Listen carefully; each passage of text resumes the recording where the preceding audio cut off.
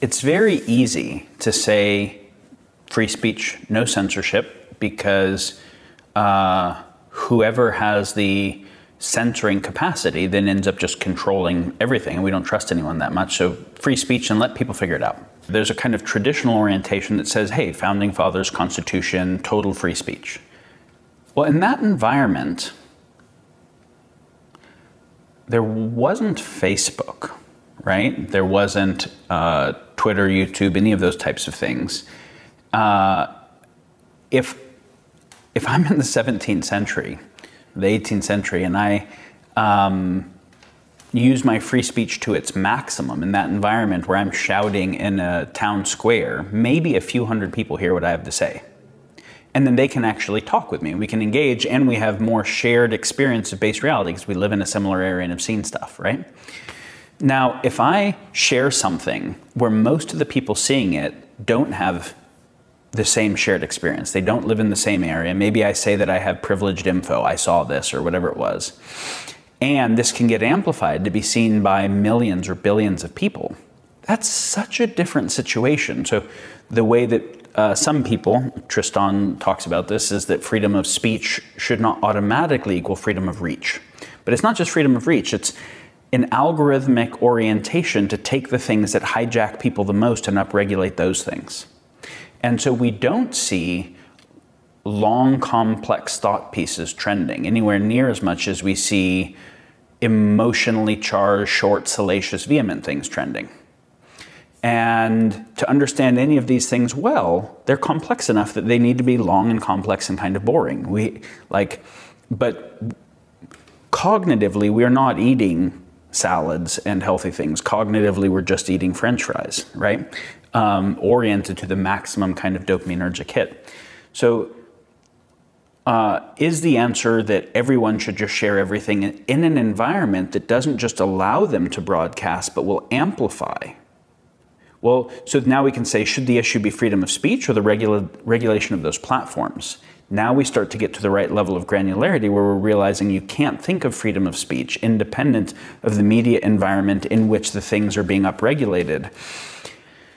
So then we say, well, should we actually regulate freedom of speech? We've always thought that it was okay to have something like an FTC or an SEC that says you're not allowed to lie about your finances in this public filing or in this marketing. So we were okay with regulation on lying. But then as we trust the government less, the question is who is adjudicating what is a lie? And so in a situation right now where nobody really trusts at least half of the government or the other kinds of institutions, nobody would trust who's going to say what fake news is, because the left says the right's news is fake and the right says the left's news is fake, and everyone says that the institutions that the other guy follows are the corrupted ones. So then the question of, well, who gets to adjudicate what is true? Well, that becomes the most powerful force in the world. And then all the most powerful forces have maximum incentive to become that and to capture it using all of the covert influence and whatever tools that they could possibly have to do that. So the easy censor answers and the easy just keep total free speech within this context answers are both silly, right? The issue is actually pretty complex. In order to be able to adjudicate, we need to trust the adjudication process. Well, that's again like a state regulating a market. Here it's a market of ideas.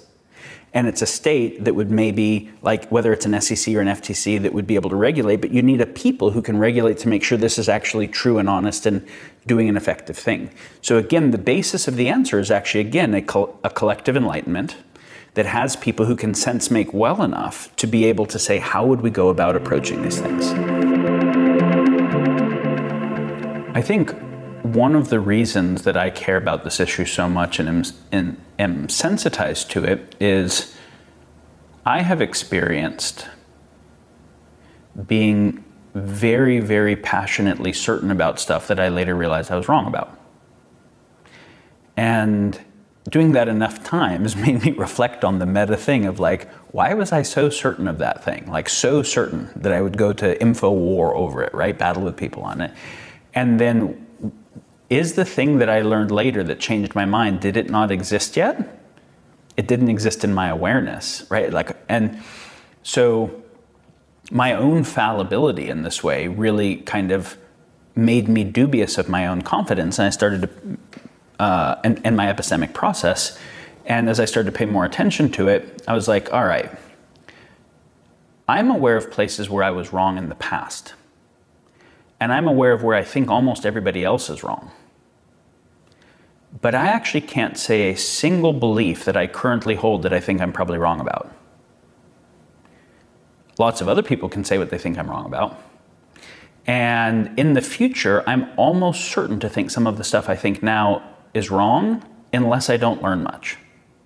But if I'm on an evolutionary path where I'm actually learning a lot, a developmental path, I will almost certainly think some of my best thinking right now is naive or silly or underinformed or something.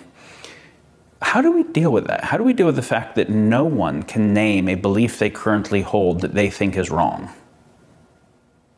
But they can name other people's, even though they're statistically likely to be wrong about almost everything, at least partially wrong. That's a tricky thing, right? And it's very easy to have an emotional desire for certainty or for security that I get through a sense of certainty that orients me towards false premature certainty, especially given that we didn't evolve to process this type of and this much complexity and hyperobjects and these types of things. What can you do for better sense making? Well, one thing is, if there are whole chunks of populations that you only have pejorative straw man versions of, where you can't explain why they think what they think without making them dumb or bad, you should be dubious of your own modeling. St. Francis's seek first to understand. You should seek harder to take in the news that they're taking in for a week, right? For a day. Go to Mother Jones for a day if you're on the right. Go to Breitbart for a day. Take it in and try to seek, if I'm continuously getting this, and what are the issues that I face as a being if I really put myself in that person's shoes? And it's not just so you can empathize with the dumb people. It's that there's some actual signal that you might have been missing. It doesn't mean that it's all signal. There's also noise. Most all of the positions right now have some signal and a bunch of noise. So we want to be able to seek to understand so we can actually get the other humans that we need to be able to coordinate with, and that we can get the parts of signal. We can be able to see where there's signal and noise, and we can start to synthesize the signal across the space, right? That is a movement towards adequate sense-making or synthesis. So yeah, if you feel a combination of outraged, scared, emotional, and very certain, with a strong kind of enemy hypothesis orientation, you have been captured by somebody's narrative warfare and you think it's your own thinking. And that will, even if you win at a local battle, whatever technologies you use to win, whatever social tech or infotech or whatever you use to win, the other side will reverse engineer and come back, and you're just escalating an arms race. You're not moving towards real shared sense making and coordination. That's one thing I would say. This doesn't mean you never take a position. It means that you take a position that is trying not to just continue warfare, but trying to elevate the whole space, which requires me understanding the whole space better.